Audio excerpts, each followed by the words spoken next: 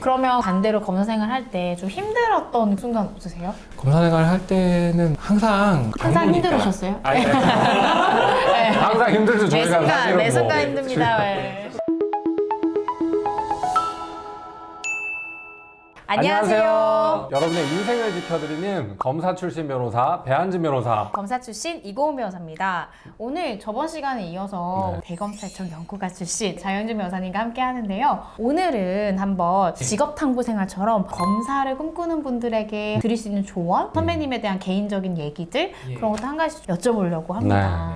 선배님이 공학도셨는데 어떻게 하다가 이 법조인을 꿈꾸게 되셨던 거예요? 저 같은 경우에는 원래는 전기공학을 계속 공부를 해서 유학을 가서 엔지니어 전문가가 되고 싶었는데요. 현실적인 사정이나 뭐 이런 것 때문에 유학은 일단 포기하게 됐고, 근데 마침 그때 로스쿨이 생긴다고 하더라고요. 그래서 그러면 법조인이 한번 돼보자 라는 마음이 들어서 그때 이제 로스쿨 진학하게 돼서 법조인이 됐습니다. 너무 다른 어떤 그 공부 영역인데 너무 어렵진 않으셨습니까? 예, 로스쿨 준비하는 것 자체는 리트라고 하는 네네. 법학 적성 시험인데 거기는 법률적 지식이 안 들어갑니다. 그래서 그렇죠. 그걸 준비하는 데는 특별히 어려움은 없었는데 막상 이제 로스쿨을 들어가니까 법률을 막 공부하지 않습니까? 네. 그게 처음 적응하는데 조금 어려웠던 것 같습니다. 공학이랑 법학이랑 그 학문적으로는 다른 거를 넘어서 시험이 많이 달라요. 예, 시험이 어떻게 다르냐면 공대는 딱 아는 내용을 정리해서 간단하게 쓰면 그게 베스트거든요. 최고예요. 네. 근데 법학에서는 아는 내용도 최대한 자세하게 써야 돼요. 그래서 처음에는 제가 민법을 공부한다라고 하면은 민법 판례는 이렇고 이렇게 하면 난 다 아는 거 아닌가? 이런 착각을 했었어요. 그래서 적었더니 점수가 굉장히 안 나오더라고요. 그렇죠. 이게 법학은 객관식도 없고 주관식도 아니고 사례형이다 보니까 대부분. 그래서 교수님을 찾아갔어요. 교수님 찾아가서 교수님 제가 다 맞은 것 같은데 왜 이렇게 점수가 안 나왔냐 그랬더니 교수님이 긴 말 안 하시고 잘한 답안지를 보여주시더라고요. 그래서 잘한 시험지를 요약하면 같은 내용인데 내용이 한 20배는 넘더라고요. 그때 이제 알았습니다. 답안지를 이렇게 적어야 되는구나. 그러면 어떻게 보면 공대를 전공하셔가지고 법학으로 오셨고 예. 거기서는 또 이제 검사를 지원을 하셔가지고 예. 임용까지 되셨는데 그 계기는 뭐셨을까요? 로스쿨 1기에서는 사실 검사를 뽑을지 안 뽑을지가 네. 명확하지 않았어요. 근데 이제 저는 검찰에서 처음에 마련했던 인턴 프로그램이라든가 실무 수습이라든가 검찰 실무라든가 이런 거를 관심이 있어서 계속 들었거든요. 네. 듣다 보니까 검찰 업무가 되게 매력적인 것 같고 해서 도전을 하게 됐고 좋게 봐주셔서 그렇습니다. 예. 그러시군요. 네. 사실은 검찰에서도 일부러 좀 법학 전공보다는 다양한 전공 베이스의 검사님들 뽑으려고 많이 노력하지 않습니까?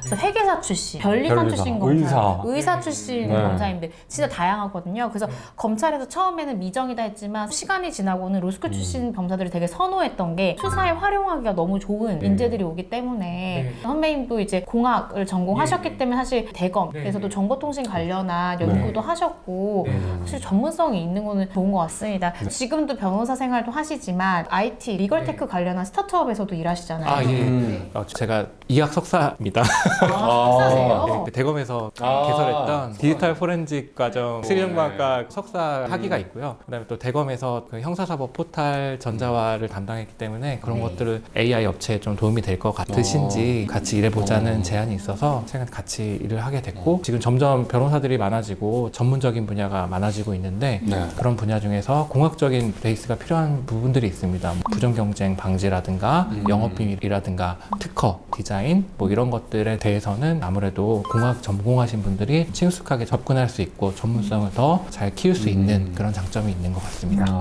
검사 생활을 10년 넘게 하신 거죠? 11년 했습니다. 네, 그 오랜 검사 생활 동안 기억나시는 거 혹시 있으세요? 목포에서 일할 때 제가 해양 전담을 했거든요.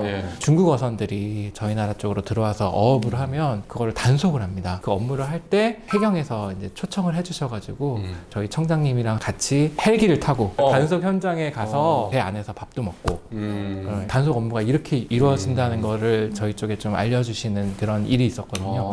그때가 검사 일에서는 가장 특이했던 일이 아닌가. 그러면 반대로 검사 생활 할 때 좀 힘들었던 순간 없으세요? 검사 생활을 할 때는 항상 힘들으셨어요? 항상 힘들죠. 저희가 사실은 매 순간 뭐 힘듭니다. 네. 일이 많은 거는 힘든데 그래도 항상 보람을 느끼는 일이지 않습니까? 그래서 그 보람으로 경무를 버텨내는 이런 거고 특별히 뭐 더 힘들었다든가 이런 거는 없었던 것 같습니다. 그러면은 보람찬 직업을 그만두시게 된 특별한 이유나 계기가 있을까요? 경무지 않습니까? 네. 예, 아침에 나가서 저녁 늦게까지 일하고 지방을 자주 다녀야 되고 애들도 이제 커지는데 가족하고 보내는 시간도 충분하지 않은 것 같고 국가에 봉사하면서 목표하는 꿈을 추구하기에는 여건이 조금 안 되는 것 같았어요. 예, 그래서 그런 걸 좀 고민하다가 적절한 시기에 그만두게 된 것 같습니다. 네. 네네. 드라마 같은 데 보면 회사들이 멋있게 나와서 압수수색하는 그런 장면들 있잖아요. 네. 그거 실제로 좀 어떻게 좀 진행되는지.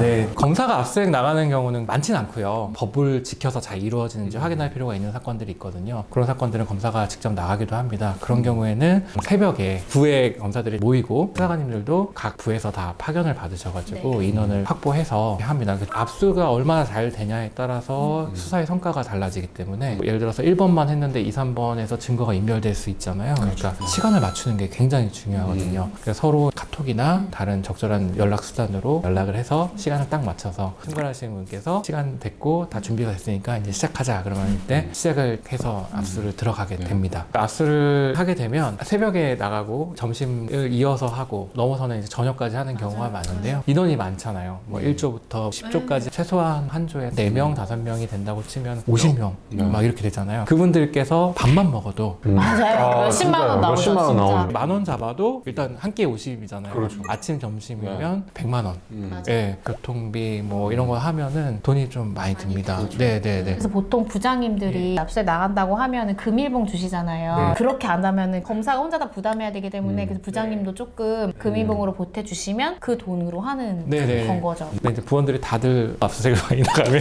네, 맞아요. 결국에는 검사 사비를 쓸 수밖에 없는 순간이 있지 않습니까? 예, 좋으신 부장님들은 검사장님께 또 가서 달라고.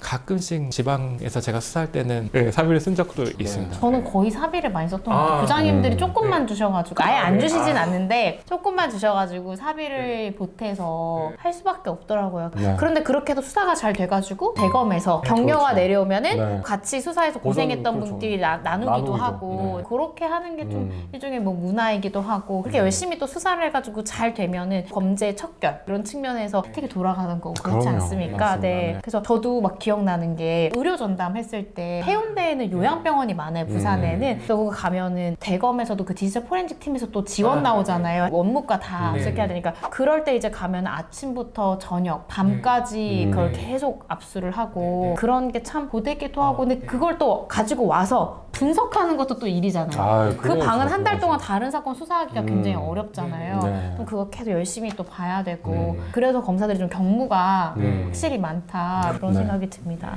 맞습니다. 영화에서 보면 압수수색 딱 멋있게 나가고 사람들 딱 제압하고 물건 딱 가져 나오고 이런데 현실에서는 들어가기 힘든 경우도 많고요. 문을 안 열어주는 경우도 많고 사람이 없는 경우도 많습니다. 근데 마음대로 따긴 어려우니까 또 협조를 받아서 따야 되는데 그럴 땐 다른 동사무소 직원이라든가 이렇게 불러서 열어야 되는 것도 있거든요. 예민해지잖아요. 네. 그리고 갑자기 인명 피해 사고가 발생할 수도 있어가지고 저는 나갈 때 저희 계장님이 도시가스 검침하러 왔다고 문 안 열어줄까봐 살짝 가리고 도시가스 왔어요 이제 이렇게 하고 이제 문 열어주고 확 들어가고 이게 진짜 비상 상황이 나올 수도 있기 때문에 모든 건 사고가 발생하면 안 되지 않습니까? 그래서 그렇게 했던 적도 있고 차 빼러 왔다는 거는 제가 마약 수사할 때도 많이 썼어요. 차에 전화번호를 이제 기재해 놓잖아요. 차 빼야 된다고 하면 내려왔을 때 잡고 하는 그런 거는 자주 했죠. 근데 아무래도 마약 같은 거는 실제 마약을 찾는 게 중요하잖아요. 맞아요. 예. 그런 마약사 이런 게 아니면은 요즘에 회사를 가면 아무것도 없습니다.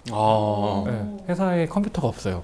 어디 있어요? 다 재택을 하셔가지고 그럼 그 집 가야 돼요 그러면? 보통 요즘엔 다 서버에 있지 않습니까? 서버에 대해서 협조를 받아가지고 압수를 한다든가 이렇게 많이 진행이 되고 요즘엔 뭐 출력도 많이 안 하고 해서 실물은 많이 없는 것 같습니다. 예. 그리고 오히려 정보 쪽이 많은 것 같고 포렌직은 시간이 좀 많이 걸리기 때문에 며칠 이어지는 경우도 많았던 것 같습니다. 네. 자료가 많아서. 예. 알겠습니다. 변호사님께서는 다시 태어나도 검사라는 직업을 선택하실 건지. 자 하나 둘 셋 해야 되는 거 아니에요? 하나, 둘, 셋. 가슴 떨리는데 하나 둘 셋.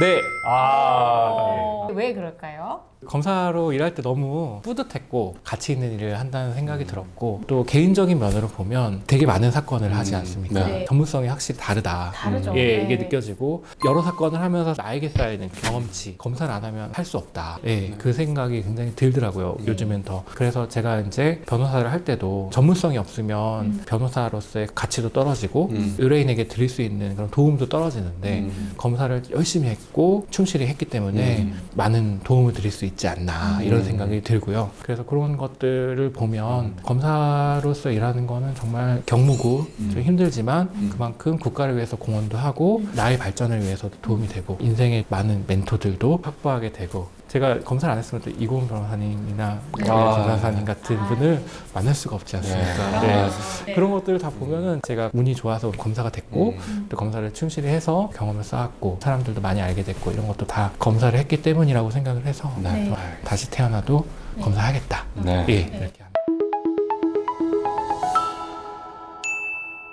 오늘 한번 네. 다양한 얘기 또 예. 개인적인 얘기들도 많이 들어봤는데요. 예. 흥미로우셨을 것 같아요. 문과생들뿐만 아니라 요즘 이과에서도 로스쿨 많이 가시잖아요. 그래서 혹시 이과생들 분들 중에서도 법조인 꿈꾸시는 분들 한번 이 영상이 많이 도움이 됐을 것 같고 변호사님께 연락하면 충분히 멘토 되어주실 수 있잖아요. 그럼요.